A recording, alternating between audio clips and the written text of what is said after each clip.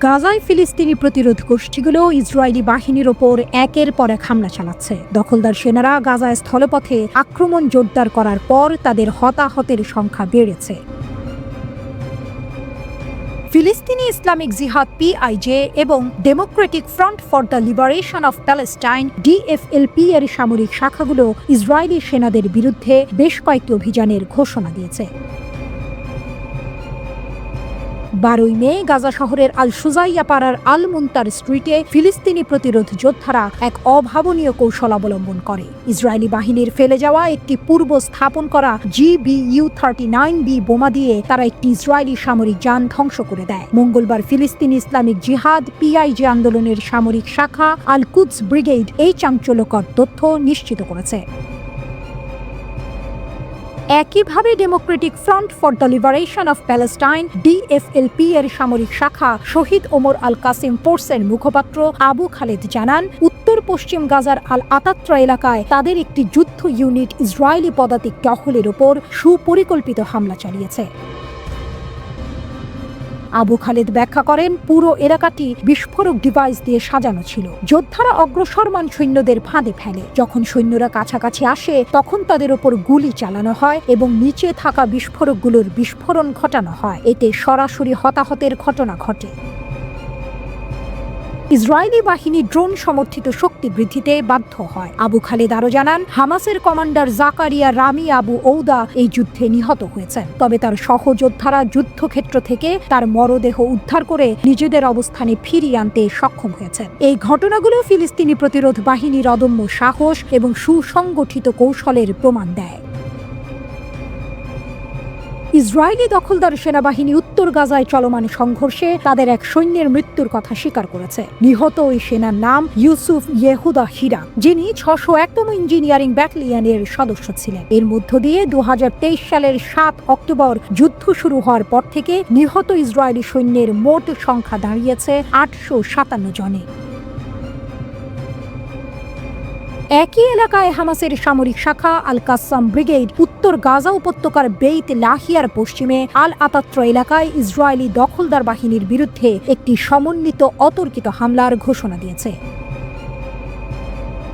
আল কাসাম ব্রিগেডের বিবৃতি অনুসারে 3টি সামরিক যানে 2টি সাওয়াজ বিস্ফোরক ডিভাইস এবং একটি ক্যান্ডেম শেল নিক্ষেপ করা হয়। এরপর আরও একটি ইসরায়েলি বাহিনীর সঙ্গে সরাসরি সংঘর্ষ হয়। ব্রিগেড নিশ্চিত করেছে যে এই অভিযানের ফলে দখলদার বাহিনীর বহু সদস্য নিহত ও আহত হয়েছেন।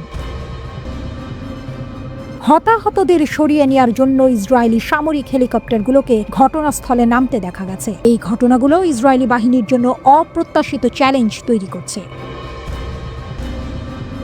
প্রায় 1.5 সপ্তাহ আগে ফিলিস্তিনি প্রতিরোধ বাহিনীর পৃথক অভিযানে আরও ইসরায়েলি সৈন্য নিহত হয়েছিল বলে জানা গেছে। ইসরায়েলি পাবলিক ব্রডকাস্টিং কর্পোরেশনের তথ্য অনুযায়ী দক্ষিণ গাজা উপত্যকার রাফাহের আল জানিনা পাড়ায় সংঘর্ষের সময় একজন সৈন্য নিহত হন।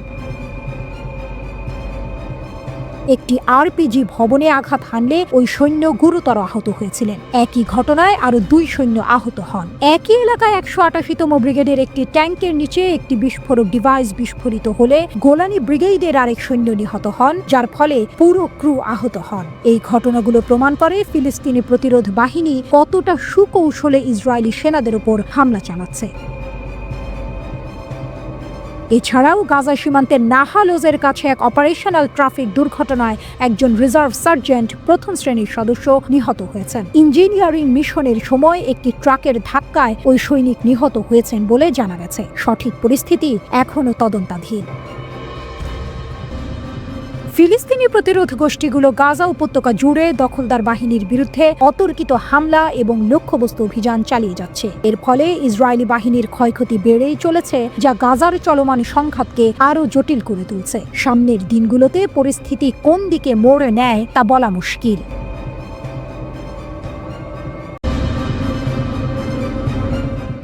রাফা ও খান ইউনিসে হামাসের ভয়ঙ্কর গেরিলা প্রতিশোধ। 2 মাসের যুদ্ধবিরতির সেই নীরবতা ভেঙেছে। আবার শুরু হয়েছে মৃত্যু আর ধ্বংসের রাজনীতি। আগুনের গোলায় আকাশে গর্জন, গাজার বুকে নামছে ইসরায়েলি যুদ্ধ বিমান। চারপাশে শুধু ধ্বংসস্তূপ, আর্তনাদ আর কান্না। কিন্তু এই ধ্বংসের ভেতর থেকেই জন্ম নিচ্ছে প্রতিশোধের আগুন। বুক চিতিয়ে দাঁড়িয়ে আছে ফিলিস্তিনের গর্ব হামাস। আধুনিক অস্ত্রে সজ্জিত ইসরায়েলি সেনাবাহিনী একের পর এক আঘাত হানছে, কিন্তু থামছে না হামাস। মুখোমুখি লড়াই নয়, তারা বেছে নিয়েছে ছায়া যুদ্ধ। গেরিলা কৌশলে তারা যেন হয়ে উঠেছে মৃত্যুর দূত। ধুলোমলিন ধ্বংসস্তূপ থেকে হঠাৎ করে বেরিয়ে এসে ঝাঁপিয়ে পড়ছে ইসরায়েলি সেনাদের উপর। তারপর মুহূর্তেই মিলিয়ে যাচ্ছে ধোঁয়ার মতো। ইসরায়েল সেনারা হতভম্ব, কোথা থেকে আসছে এই আক্রমণ, কোথায় পালালো হামাসের যোদ্ধারা। এই পরিস্থিতিতে হামাসকে নির্মূল করা ইসরায়েলের জন্য যেন এক দুঃস্বপ্ন। ধুলোর প্রতিটি কণা, ধ্বংসস্তূপের প্রতিটি ইট যেন লুকিয়ে রাখা এক একটি হামাস যোদ্ধা। আধুনিক প্রযুক্তি, বোমা আর ড্রোনও যেন হার মানছে এই গেরিলা যুদ্ধের কাছে। এমনই এক লোমহর্ষক পাল্টা আঘাত এসেছে। গাজার রাফা শহরে ইসরায়েলি সেনাদের বিরুদ্ধে ভয়ঙ্কর এক অপারেশন চালিয়েছে হামাসের সামরিক শাখা আল কাসাম ব্রিগেড। শহরের পূর্বাঞ্চলে আল মাসরু জংশনের কাছে এক বাড়িতে ঘাঁটি গেড়েছিল ইসরায়েলি সেনারা। সুনির্দিষ্ট গোয়েন্দা তথ্যের ভিত্তিতে হামাস যোদ্ধারা দুটি শক্তিশালী টিবিজি রকেট ছোড়ে সেই বাড়ির দিকে। রকেটের বিস্ফোরণে বহু সেনা হতাহত হয়। এরপরই শুরু হয় মুখোমুখি যুদ্ধ। সাহসিকতায় এগিয়ে আসে ফিলিস্তিনি সেনারা। কাছ থেকে গুলি চালিয়ে শেষ করে ফেলে বেঁচে থাকা সেনাদের। যেন এক নিঃশব্দ ঝড় বয়ে যায় ইসরায়েল বাহিনীর ওপর। কিন্তু এখানেই শেষ নয়। একই এলাকায় কিছু দূরে আরেকটি ইসরায়েলি পদাতিক বাহিনীর টহল দলের উপর পেতে রাখা ছিল বিস্ফোরণের ফাঁদ। 10 জন সেনা ও 2টি প্রশিক্ষিত কুকুর নিয়ে টহল দলটি যখন এই এলাকায় প্রবেশ করে, তখনই একের পর এক বিস্ফোরণ ঘটে। ভয়াবহ ক্ষতিগ্রস্ত হয় পুরো দল। কিছু বুঝে ওঠার আগেই এলাকা ছেড়ে সরে পড়ে আল কাসামের যোদ্ধারা। পরে ইসরায়েলি হেলিকপ্টার এসে হতাহতদের উদ্ধার করে। এই হামলাকে ইসরায়েলি সেনাদের জন্য জাহান্নামের দরজা হিসেবে উল্লেখ করেছে আল কাসাম ব্রিগেড। এই হামলার একটি ভিডিও প্রকাশ করেছে হামাস। ভিডিওতে দেখা যায় পূর্ব রাফার একটি মসজিদের কাছে ভয়ঙ্কর হামলা চালাচ্ছে তারা। সেনাদের উপরে নেমে আসছে প্রতিশোধের বজ্র। শুধু রাফা নয়, দক্ষিণ গাজার খান ইউনিসেও আঘাত হেনেছে আল কাসাম। শহরের পূর্বের এলাকা আল ফোখারিতে আল আউদা সড়কে আগে থেকে পেতে রাখা মাইনে উড়ে গেছে ইসরায়েলি সাঁজোয়া যান। বিস্ফোরণের তীব্রতায় একটি যান একেবারে ধ্বংস হয়ে যায়। হামলার পরপরই সেখানে মর্টার শেল ছুঁড়ে আকাশ কাঁপিয়ে দেয় হামাস। মুহূর্তেই এলাকা থেকে সরে যায় তারা। এক বিবৃতিতে আল কাসাম জানায়, ধ্বংস হয়ে যাওয়া ইসরায়েলি যানকে পরে সরিয়ে নিতে দেখা গেছে।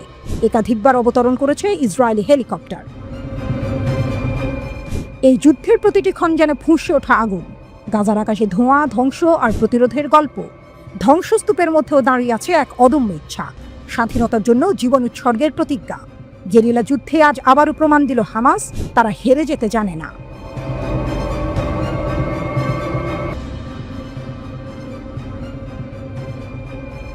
বোমার গর্জন নয়, এবার কথা বলছে প্রতিরোধ। আবার কেঁপে উঠেছে গাজার আকাশ। খান ইউনিসের বুকে আবার পড়েছে ইসরায়েলি বুটের দাগ। তবে এবার গল্পটা একটু অন্যরকম, কারণ এবার শুধু হামলা নয়, জবাবও দিয়েছে ফিলিস্তিনিরা।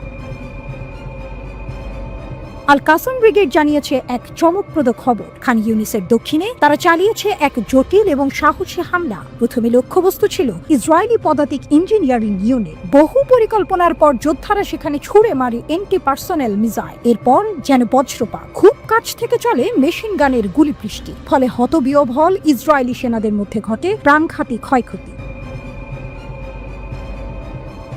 কিন্তু গল্প এখানেই শেষ নয়। আল কাসাম জানিয়েছে, খান ইউনিসের পূর্ব দিকে বিভাজন প্রাচীরের পাশে তারা হামলা চালায় 2টি ইসরায়েলি ট্যাঙ্ক ও একটি বুলডোজারে। ব্যবহার করা হয় ইয়াসিন 105 শেল, ফিলিস্তিনিদের নিজস্ব তৈরি শক্তিশালী অস্ত্র। এই হামলাও ছিল সফল। শত্রুপক্ষের গাড়ি ও সৈন্যরা পড়ে বিশৃঙ্খলায়। এই আক্রমণের একদিন আগেই রাফা শহরেও চালানো হয় একই ধরনের এক প্রতিরোধ অভিযান। যেন একের পর এক বিদ্যুৎ চমক। ফিলিস্তিনের মাটি বলছে তারা আজও নিঃশেষ নয়, হার মানেনি। ইসরায়েল গত 18 মার্চ যুদ্ধবিরতি ভেঙে ফের গাজা উপত্যকায় ধ্বংসযজ্ঞ চালাতে শুরু করে। বিমান হামলার পর বিমান হামলা, বোমা পড়ছে স্কুলে, হাসপাতালে। হাজার হাজার নিরীহ মানুষ মারা গেছেন। আকাশ থেকে নামা প্রতিটি বোমা কেড়ে নিয়েছে কোনো সন্তানের ভবিষ্যৎ, কোনো মায়ের শান্তি। 2023 সালের 7 অক্টোবরের সেই দিনটি ছিল টার্নিং পয়েন্ট। সেদিন ফিলিস্তিনি প্রতিরোধ যোদ্ধারা দক্ষিণ ইসরায়েলে হামলা চালায়। তারপর থেকেই ইসরায়েল চালাচ্ছে এক নিষ্ঠুর গণহত্যা। এখন পর্যন্ত 53,000-এর বেশি ফিলিস্তিনি মারা গেছেন, আহত 1,18,000-এর বেশি। আরও 14,000 মানুষ নিখোঁজ, যাদের খোঁজ আজও মেলেনি। প্রতিটি নিখোঁজের পেছনে আছে এক একটি হৃদয় বিদারক গল্প। বিশ্বের অনেক দেশ মুখে নিন্দা জানালেও বাস্তবে খুব কম পদক্ষেপ নিয়েছে। আন্তর্জাতিক আদালত এখন ইসরায়েলের বিরুদ্ধে গণহত্যার অভিযোগ খতিয়ে দেখছে। ইসরায়েলি প্রধানমন্ত্রী নেতানিয়াহু সহ অনেক যুদ্ধাপরাধীর বিরুদ্ধে চলছে তদন্ত। তবুও ওয়াশিংটনের ছায়ায় কিছু পশ্চিমা দেশের সমর্থনে ইসরায়েলের আগ্রাসন আজও চলছে নির্দ্বিধায়। তবে এই গণহত্যার মাঝে থেমে নেই প্রতিরোধ। হামাস এবং অন্যান্য স্থানীয় দলগুলো লড়ছে বুক চিতিয়ে। তাদের প্রতিটি গুলি, প্রতিটি মিসাইল যেন একটাই বার্তা দিচ্ছে, আমরা এখনো আছি, আমরা হারিনি।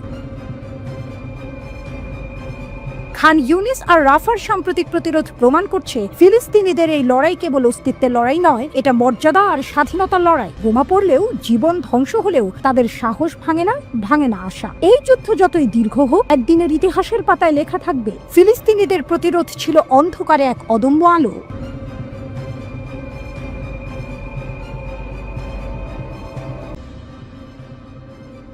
গাজা যুদ্ধের মধ্যে ইসরায়েলি সেনাবাহিনী সেনা ঘাটতির সম্মুখীন। বর্তমানে তাদের 10,000 সৈন্যের অভাব রয়েছে, যার মধ্যে 7,000 সৈন্য যুদ্ধ ইউনিটে রয়েছে।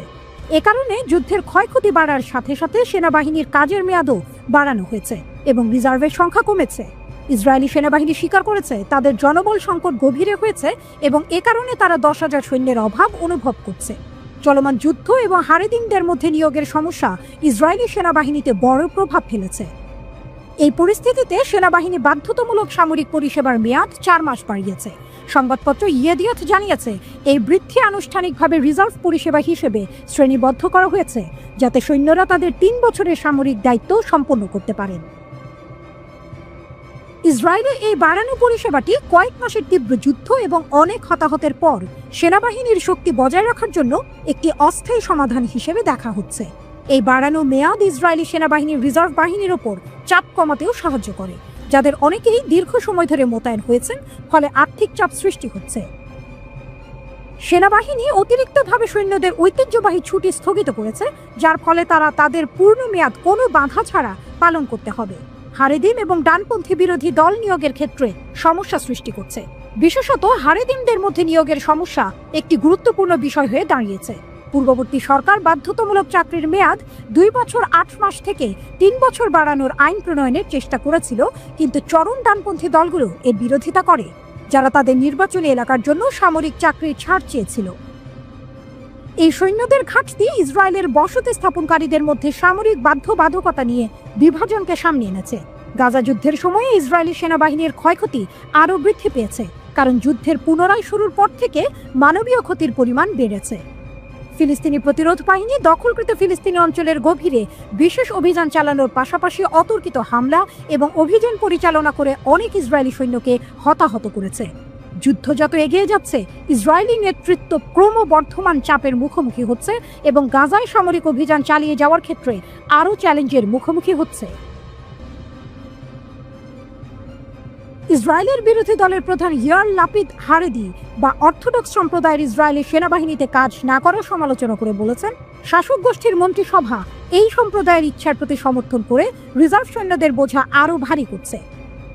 সাবেক ইসরায়েলি প্রধানমন্ত্রী নাফতালি বেনেটও সরকারের সেনাবাহিনীতে কর্মীদের তীব্র ঘাটতির কথা স্বীকার করেছেন। বেনেট বলেন, এমন সময় কখনো আসেনি যখন ইসরায়েলি শাসন ব্যবস্থার এত পরিমাণ সামরিক বাহিনীর প্রয়োজন হয়েছিল। নাফতালির মতে ইসরায়েলি সেনাবাহিনীতে বর্তমানে 20,000 সৈন্যের অভাব রয়েছে। ইসরায়েলি সংবাদ মাধ্যমের রিপোর্ট অনুযায়ী ইসরায়েলি সামরিক বাহিনী গত কয়েক মাসে নিয়মিত সৈন্য সংকটে ভুগছে। আলট্রা অর্থোডক্স ইহুদিদের সেনাবাহিনীতে না নেওয়া এবং রিজার্ভ সৈন্যদের 30 থেকে 40% ছুটি নেওয়ার কারণে এই সংকট আরও বেড়েছে। দীর্ঘদিন ধরে চলমান যুদ্ধে সৈন্যরাও ক্লান্ত হয়ে পড়েছে।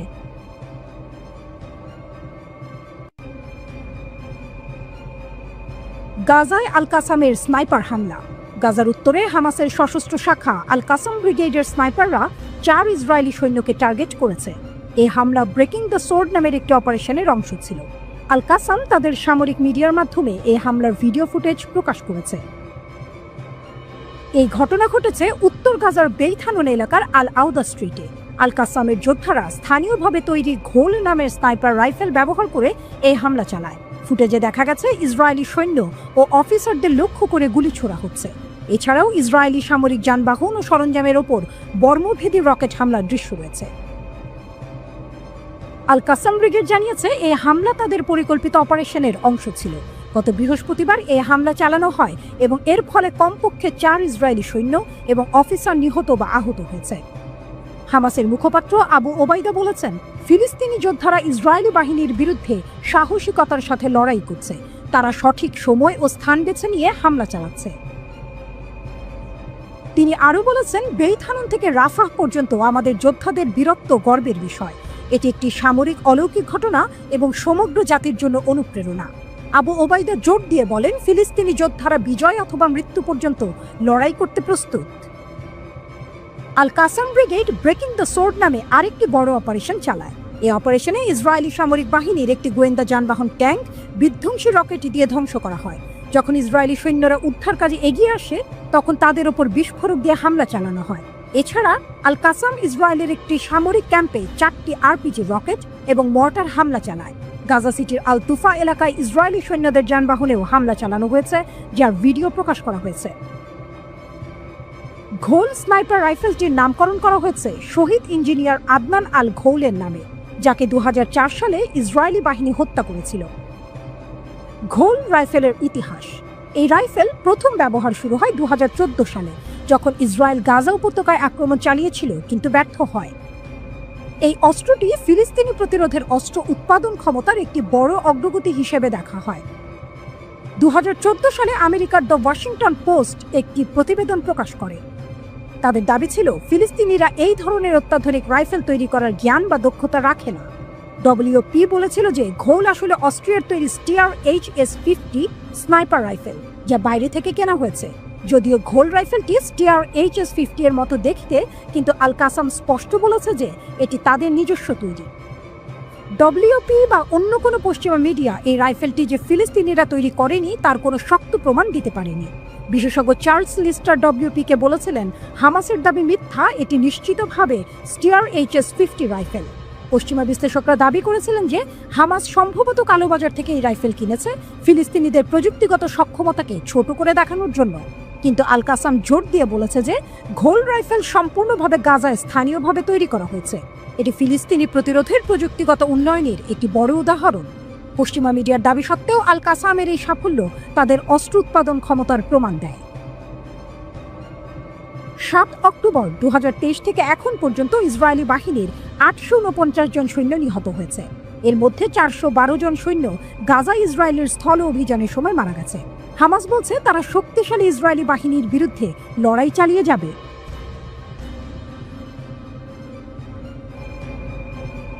অন্ধকার যখন ঘনিয়ে আসে, আলো তখন নিজেদের ভাষায় কথা বলে, আর সেই ভাষা ছিল আগুনের, ছিল বারুদে। গাজা উপত্যকার উত্তর প্রান্তে বেইত হানুনে এক নিঃশব্দ ভোরে ইতিহাসের আরেকটি অধ্যায় রচিত হলো। হামাসের আল কাসাম ব্রিগেড ইসরায়েলি দখলদার বাহিনীর হৃদয়ে ঝাঁপিয়ে পড়ে এক আক্রমণের বর্ণময় কাব্য রচনা করল। হঠাৎ করে বাতাস ভারী হয়ে উঠেছিল। ব্রেকিং দ্য সর্ড নামে এক অভিযানে আল কাসাম যোদ্ধারা পূর্ব বেইত হানুনে আঘাত হানে, যেন যুদ্ধক্ষেত্রে বাজ পড়েছে। একের পর এক বিস্ফোরণে কেঁপে ওঠে ভূমি। একটি ইসরায়েলি স্টর্ম সামরিক জিপ, যে গাড়ির কাছে ছিল যুদ্ধের আত্মবিশ্বাস, মুহূর্তেই ছিন্ন ভিন্ন হয়ে পড়ে একটি ট্যাঙ্ক বিরোধী ক্ষেপণাস্ত্রের স্পর্শে। আঘাতটি ছিল নিখুঁত। এর শব্দ ছিল না কেবল ধ্বংসের, বরং ছিল প্রতিরোধের প্রতিজ্ঞা। হামাস জানিয়েছে এই আক্রমণে নিশ্চিতভাবে হতাহতের ঘটনা ঘটেছে। ইসরায়েলি বাহিনীর আত্মবিশ্বাস তখন টালমাটাল। আহতদের উদ্ধারে যখন ছুটে আসে আরো সেনা, তখনই শুরু হয় দ্বিতীয় অধ্যায়। একটি TV-3 টাইপ বিস্ফোরক ডিভাইস দিয়ে সেই বাহিনীকে লক্ষ্য করে চালানো হয় মারণ আঘাত। এটা ছিল পরিকল্পনার অংশ। একে একে সব দরজা বন্ধ হয়ে যাচ্ছিল। আল কাসাম জানিয়েছে এই দ্বিতীয় হামলায় অনেক ইসরায়েলি সৈন্য নিহত ও আহত হয়েছে। তবে অভিযান এখানেই শেষ নয়, এক নতুন মোড়ের শুরু তখন। হামাস যোদ্ধারা আরও এগিয়ে গিয়ে 4টি আরপিজি এবং মর্টার শেল দিয়ে এক ইসরায়েলি সামরিক ঘাঁটিতে হামলা চালায়। তাণ্ডব যেন থামতেই চাইছিল না। গাজার আল তুফা পাড়ার কাছাকাছি গাড়িগুলোর ক্ষতিগ্রস্ত চিত্র প্রকাশ করেছে হামাসের সামরিক মিডিয়া। ধ্বংসস্তূপের ছায়ায় দাঁড়িয়েছিল এক বিজয়ের আলেখ্য। প্রতিটি ফুটেজ যেন চিৎকার করে বলছিল, আমরা এখনো আছি, আমরা এখনো প্রতিরোধ করি। এরপর লক্ষ্যবস্তু হয় আরও দুটি বড় সামরিক যান, একটি ম্যারকাভা ট্যাঙ্ক এবং একটি D9 বুলডোজার। এই দুটোই ইসরায়েলি সেনাবাহিনীর শক্তির প্রতীক। জাবাল আল সুরানি এলাকায় এই যানগুলোতে চালানো হয় 105 মিমি ক্ষেপণাস্ত্রের নিখুঁত আঘাত। হামলার পর আগুন জ্বলে ওঠে, শক্তির প্রতীকগুলো মুহূর্তে রূপান্তরিত হয় ধ্বংসস্তূপে। হামাস জানিয়েছে এই হামলা দুটো যানকেই সম্পূর্ণ অক্ষম করে দিয়েছে এবং এখানেই ফুটে ওঠে হামাসের কৌশলগত প্রজ্ঞা। একাধিক ধাপে সুনির্দিষ্ট সময় জ্ঞান ও পরিকল্পনার মাধ্যমে এই জটিল অভিযানটি পরিচালিত হয়েছে। ইসরায়েলি সংবাদ মাধ্যম নিশ্চিত করেছে 1 সৈন্য নিহত এবং আরও 4 জন গুরুতর আহত হয়েছে। টুইস্ট আসে এখানে, ঠিক যে স্থানে এই অ্যাম্বুশ, কয়েকদিন আগেই তা পরিদর্শন করেছিলেন ইসরায়েলের প্রধানমন্ত্রী বেনিয়ামিন নেতানিয়াহু ও পররাষ্ট্রমন্ত্রী ইসরায়েল কাটজ। এ যেন এক প্রতীকী জবাব। নেতাদের পদচিহ্নের পথেই হামাস ছড়িয়ে দিয়েছে বিস্ফোরক বার্তা। আল কাসাম এই হামলাকে বলেছে প্রতিরোধের সাফল্য। তারা বলেছে এই আক্রমণ প্রমাণ করেছে তাদের যোদ্ধারা এখন দখলদার বাহিনীর মুখোমুখি যুদ্ধে নামার ক্ষমতা রাখে। এই যুদ্ধ শুধু অস্ত্রের নয়, মনস্তত্ত্বেরও। প্রতিটি বিস্ফোরণ ছিল এক ধাক্কা ইসরায়েলি আত্মবিশ্বাসে, প্রতিটি আঘাত ছিল এক ধাক্কা তাদের কৌশলে। যুদ্ধের ময়দানে গর্জে উঠেছে এক দল সাহসী তরুণ, যারা জানে স্বাধীনতা ছিনিয়ে আনতে হলে কিছু অধ্যায় আগুন দিয়ে লিখতে হয়। তলোয়ার ভাঙার নামে এই অভিযান ছিল তাৎপর্যপূর্ণ। এই আক্রমণ কাঁপিয়ে দিয়েছে ইসরায়েলের আভিজাত প্রতিটি স্টর্ম গাড়ি, প্রতিটি ট্যাঙ্ক, প্রতিটি D9 বুলডোজার এখন জানে যুদ্ধের মাঠে এখন আর একতরফা দম্ভ চলে না। গাজার ধুলায় গড়াগড়ি খাচ্ছে ইসরায়েলি অস্ত্র, বাতাসে ভাসছে বার্তা, আমরা এখনো আছি। হামাস আবারও প্রমাণ করেছে প্রতিরোধের ভাষা হারিয়ে যায় না। তারা দেখিয়েছে যখন দখলদার আসে তখন প্রতিরোধ হয় অনিবার্য। এটি ছিল আল কাসামের এক সুসজ্জিত অভিযান, যেখানে বারুদের গন্ধেই লেখা হয়েছে গৌরবের ইতিহাস।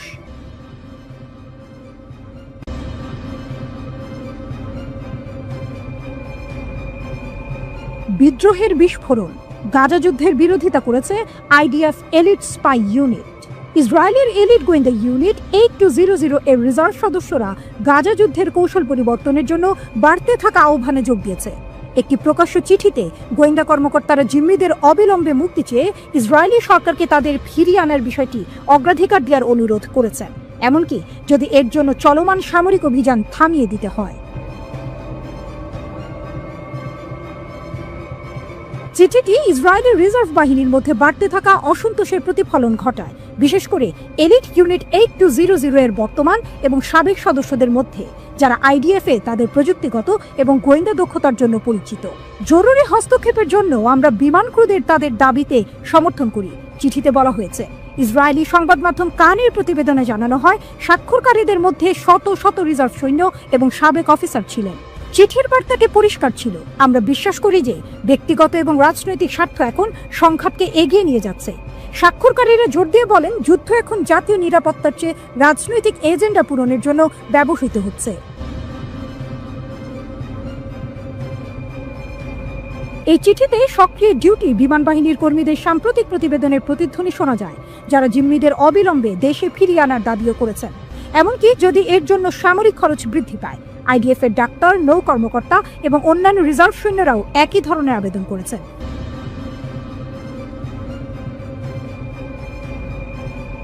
এই চিঠিগুলি যুদ্ধের কৌশলগত দিক এবং নৈতিক প্রভাব নিয়ে ব্যাপক জনসাধারণের বিতর্ক সৃষ্টি করেছে, কারণ ইসরায়েলের সরকার এখনও ক্রমবর্ধমান অভ্যন্তরীণ প্রতিরোধের প্রতি আনুষ্ঠানিকভাবে সাড়া দেয়নি। ইসরায়েলের একটি অপেক্ষাকৃত ছোট স্থায়ী সামরিক বাহিনী রয়েছে, তবে একটি বৃহত্তর রিজার্ভ কর্পস রয়েছে, যার উপর তারা দীর্ঘস্থায়ী সংঘাতের সময় নির্ভর করে। রিজার্ভের মধ্যে ক্রমবর্ধমান প্রতিবাদ আন্দোলন গাজায় একটি বর্ধিত অভিযান পরিচালনা করার জন্য ইসরায়েলি সেনাবাহিনীর ক্ষমতাকে প্রভাবিত করতে পারে। সাম্প্রতিক জরিপে দেখা গেছে যে প্রায় 70% ইসরায়েলি জনসাধারণ অবশিষ্ট জিম্মিদের মুক্ত করার জন্য যুদ্ধের সমাপ্তি সমর্থন করে। তবুও প্রধানমন্ত্রী চিঠিগুলির তাৎপর্য খাটো করে দেখার চেষ্টা করছেন। ইসরায়েলের রাজনৈতিক নেতারা যুদ্ধবিরতি আলোচনা পরিচালনাকারী মধ্যস্থতাকারীদের হতাশ করেছেন। দুটি চিঠি যুদ্ধ অব্যাহত রাখার সমালোচনা করলেও স্বাক্ষরকারীরা কাজ করতে অস্বীকৃতি জানায়নি। বৃহস্পতিবার প্রথম চিঠি প্রকাশের কয়েক ঘন্টার মধ্যেই ইসরায়েলি সেনাবাহিনী ঘোষণা করেছে যে তারা চিঠিতে স্বাক্ষরকারী বিমান বাহিনীর রিজার্ভ সদস্যদের বরখাস্ত করেছে এবং স্বাক্ষর বিশ্লেষণ করে দেখছে যে আরও কতজন এখনও সামরিক বাহিনীতে রয়েছেন। একজন আইডিএফ কর্মকর্তা বলেছেন যে বেশিরভাগ স্বাক্ষরকারী সক্রিয় রিজার্ভ সদস্য নন। একটা সময় ছিল যখন তুরস্কের অস্ত্রশস্ত্র বলতে বোঝাতো আমেরিকা আর ইউরোপের দয়া, কিন্তু এখন তুরস্কই হয়ে উঠেছে সামরিক শিল্পের এক মহাশক্তি, একটি দেশ যা নিজের হাতে নিজের ভাগ্য লিখছে। মাত্র এক দশক আগে যারা ছিল অস্ত্র আমদানিকারক, তারা এখন ড্রোন, ট্যাঙ্ক, ক্ষেপণাস্ত্রের রপ্তানিতে বিশ্বকে চমকে দিচ্ছে। 2024 সালে তুরস্কের অস্ত্র রপ্তানি $710 কোটি। এই সংখ্যাটি শুধু একটি রেকর্ড নয়, এটি একটি রাষ্ট্রের অসম্ভবকে সম্ভব করে তোলার মহাকাব্য। এক দশক আগে যারা মার্কিন ইউরোপীয় অস্ত্রের গলগ্রহ ছিল, আজ তারাই বিশ্বের 178টি দেশে বিক্রি করছে ড্রোন, ট্যাঙ্ক, ক্ষেপণাস্ত্র।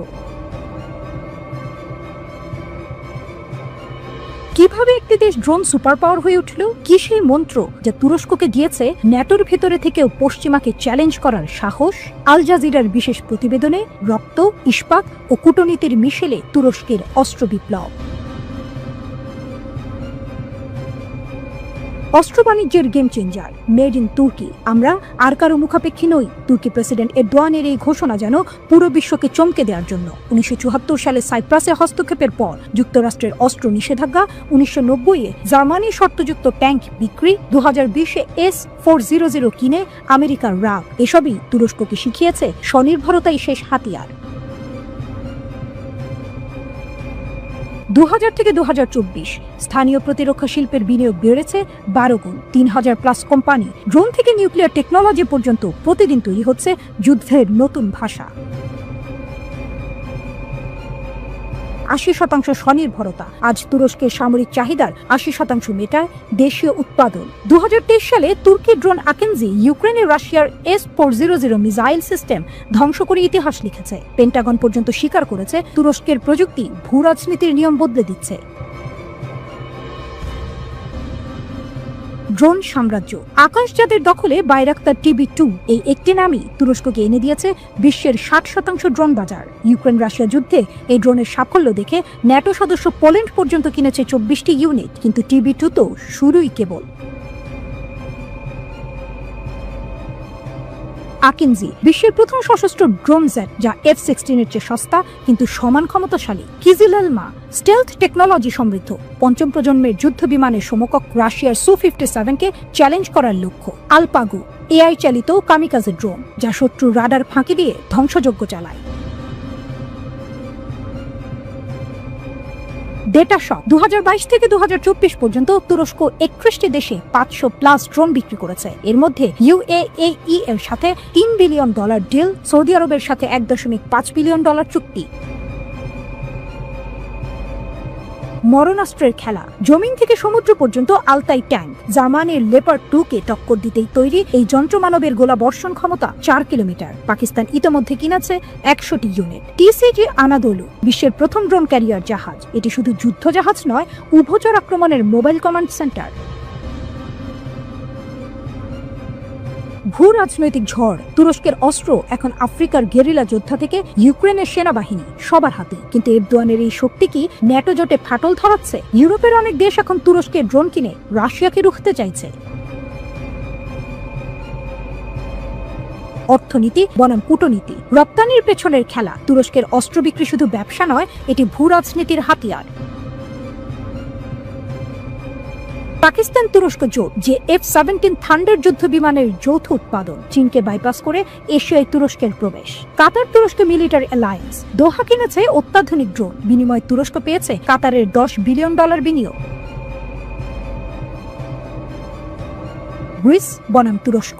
এজিয়ান সাগরে গ্রিসের বিরুদ্ধে সাইপ্রাসকে অস্ত্র বিক্রি, এটি শুধু লাভের প্রতীক নয়, প্রতিপক্ষকে চাপে রাখার কৌশল। 2028 সালের মিশন $1000 কোটি।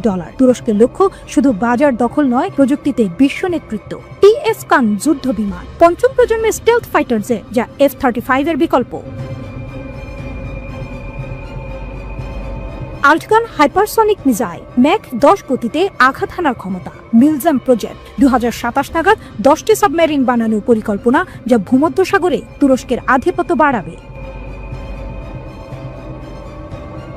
তুরস্কের উত্থান পশ্চিমা অস্ত্র শিল্পের জন্য হুমকি। তারা প্রমাণ করেছে স্বল্প খরচে হাইটেক অস্ত্র বানানো সম্ভব। এরদোয়ানের নব্য উসমানীয় স্বপ্ন বাস্তবায়নের হাতিয়ার এই অস্ত্র শিল্প। তুরস্কের এই অস্ত্র বিপ্লব শুধু অর্থনীতির গল্প নয়, এটি একটি রাষ্ট্রের আত্মপ্রতিষ্ঠার লড়াই। ড্রোনের পাখায় ভর করে ইস্তাম্বুল থেকে আঙ্কারা পর্যন্ত ছড়িয়ে পড়া এই সামরিক শক্তি এখন ন্যাটোর ভেতর থেকেই তৈরি করছে প্যারালাল পাওয়ার।